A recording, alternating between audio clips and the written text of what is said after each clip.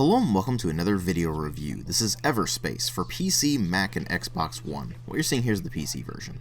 Full disclaimer, I was provided a review copy of this by the PR company. This is a rogue-lite space shooter by Rockfish Games that was released in May of last year and saw a pretty decent reception on its launch.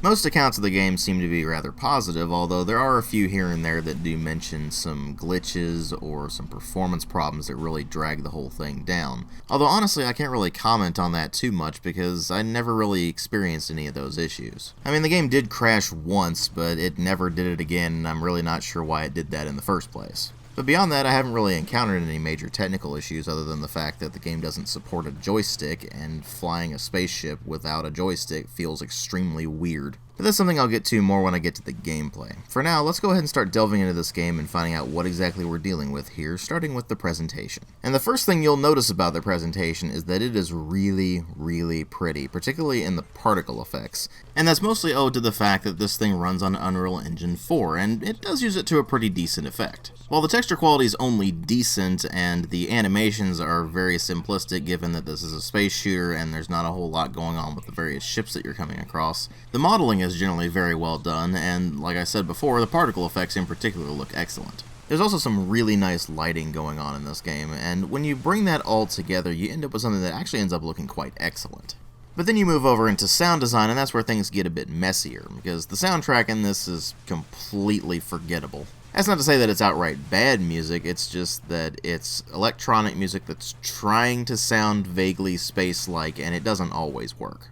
Then of course there's the sound effects, which generally are quite wimpy. I mean, all of your weapons don't sound powerful at all, and all of the explosions don't sound powerful at all. Now I understand that this is taking place in space, and space is a vacuum, and sound does not travel in a vacuum. But look, this is a video game, and it's not trying to be anything remotely resembling realistic, so let's put some decent sounds in there, folks, come on. Then you move over into voice acting, and it's just serviceable at best. I mean, none of the characters are voiced particularly well, but they're not voiced particularly badly either.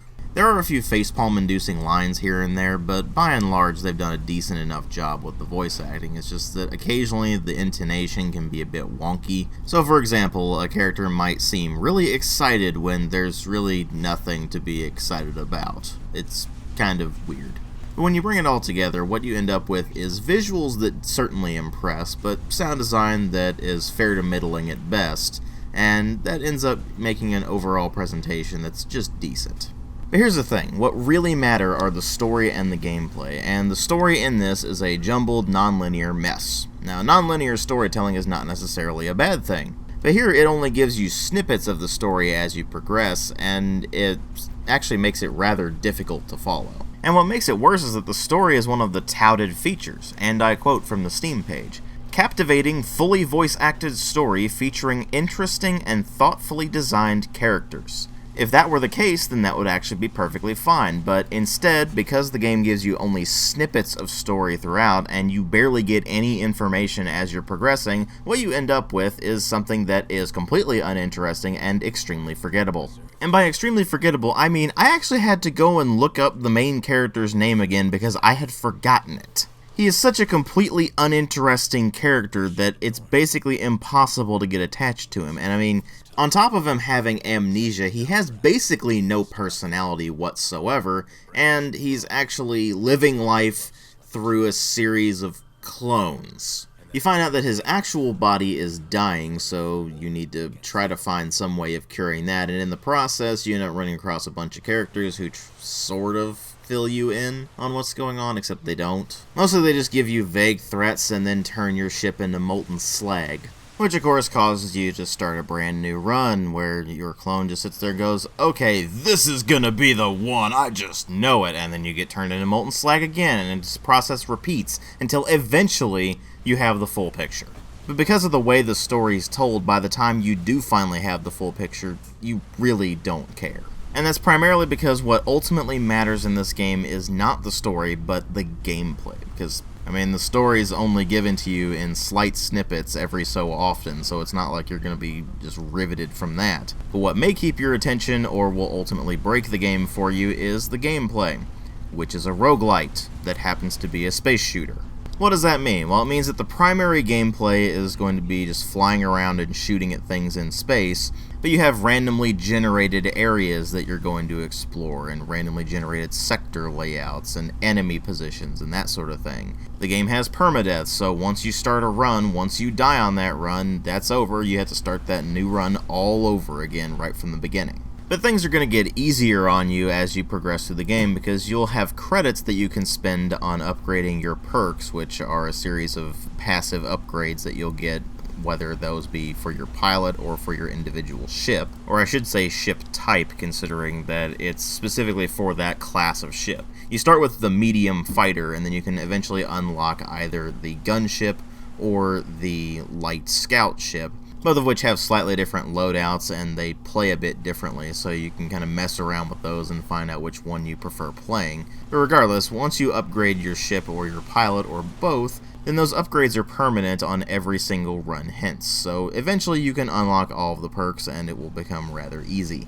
Or at least easy by comparison of when the game starts out, because when it starts out, you will be absolutely destroyed constantly. This is because at the start, your ship is very poorly armed, and it becomes rather difficult to actually take enemies down without finding various upgrades scattered around the maps. And those upgrades aren't necessarily consistent because, like I said before, everything is randomly generated once you click that launch button, so for all you know, you could go through the entire game and not actually get any weapon upgrades. Now that is fairly unlikely, but I once did make it all the way to Sector 3 before I got a single weapon drop, and by the time I actually got that, it was something I actually already had. Of course, that's the exception rather than the norm. Most of the time you will find at least one weapon when you're in the earlier sectors, and you'll be able to upgrade to that and actually get some more use out of your ship than what you started with. But generally speaking, your individual runs are going to be entirely at the mercy of the RNG. What equipment you find, what resources you're able to collect, how many credits you earn, all of that is going to be down to luck, really. And those are your primary ways of getting various upgrades. I mean, you can use the resources to craft items for your ship, and you can also use them to repair things if they've been damaged, and you use the credits to either buy things at traders, or you can spend them when you actually finish a run and actually upgrade your ship or your pilot. Credits don't carry over into the next run either, so once you've got the end of the run, you need to spend as many credits as you can and then move on to the next one, because any remaining credits are just instantly lost. So here's how the main gameplay loop works.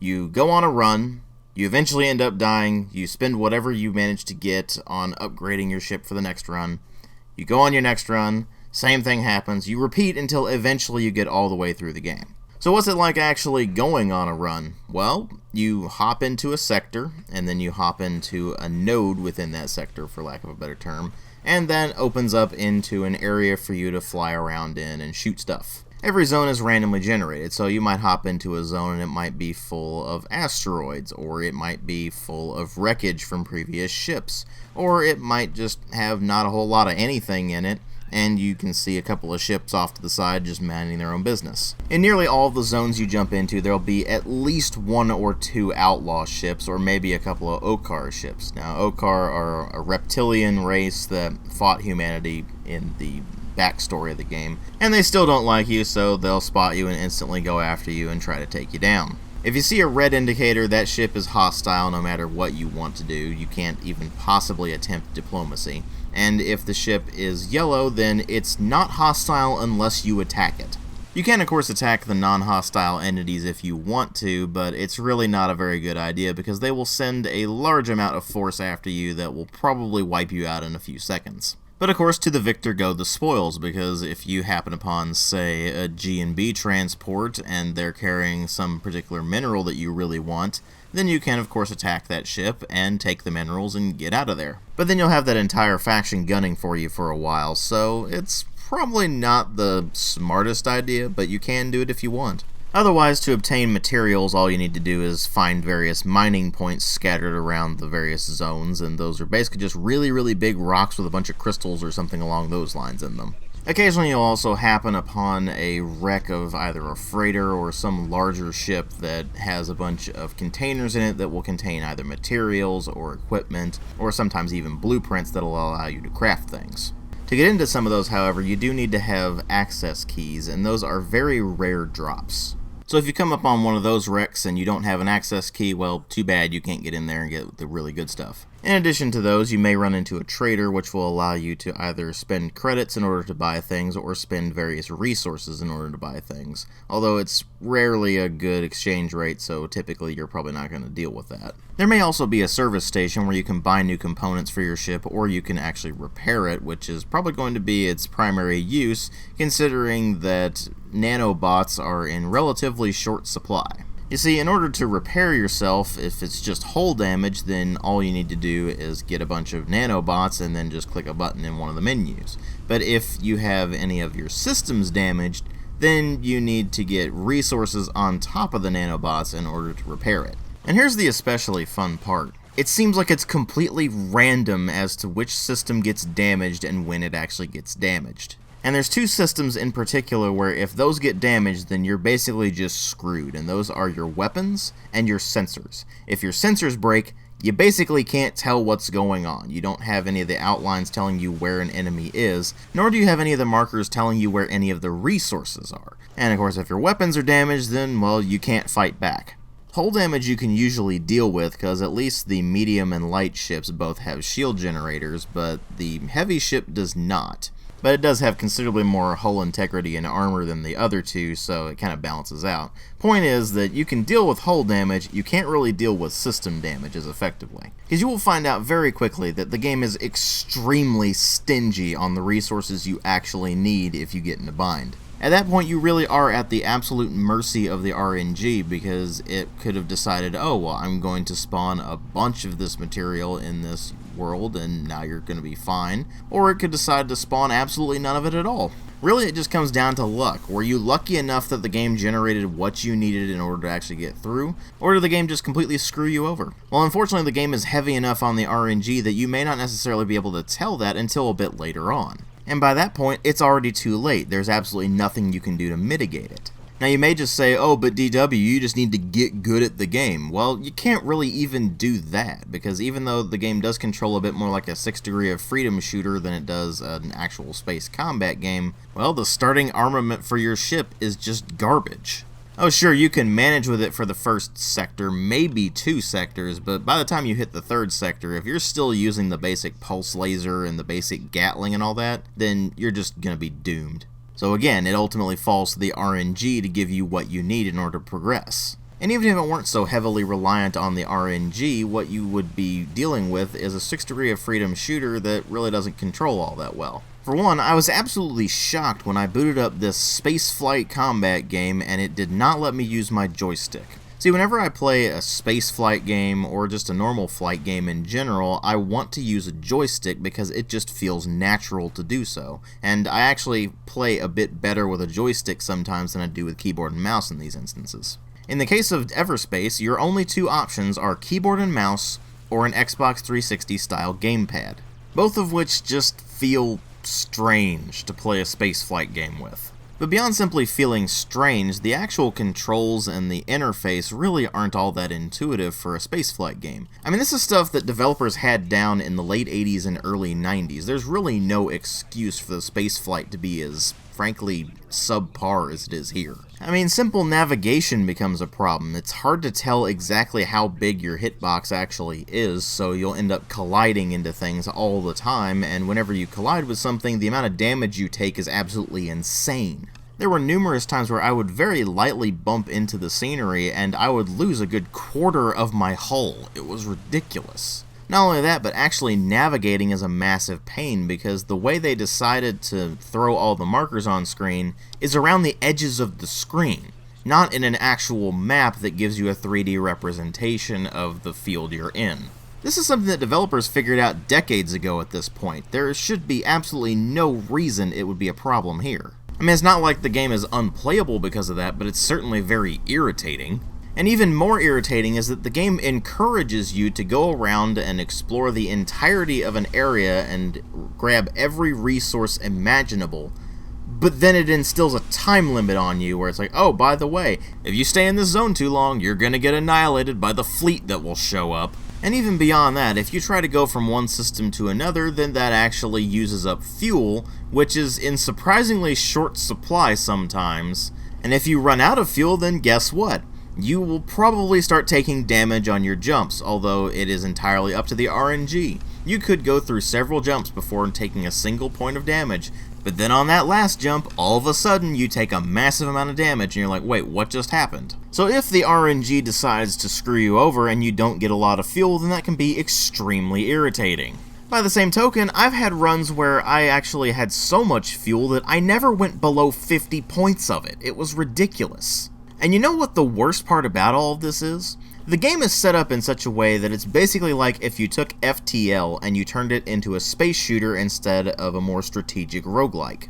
And the reason it works better in the likes of FTL is because in FTL you can actually make strategic decisions. You can send certain characters to different parts of the ship to maximize efficiency. You can target specific sections of an enemy's ship in order to maximize damage or to maximize your effect on target.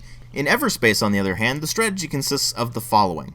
Do you have something that does shield damage? Okay, hit them with that until their shield goes down, and then use whatever you have that will actually do hull damage in order to damage them to the point of turning into a nice shower of pretty particles. There is almost no depth to the space combat whatsoever, and once you go outside of that, you find that the game is still extremely shallow. It's got a very basic crafting system, and you're going to spend a huge amount of your time just scouring the entire area for resources. Once you've gathered up all the resources you can, or the enemy fleet is bearing up on you, then you go over to the jump point, and you just hold your cursor on that until eventually you jump to the next zone.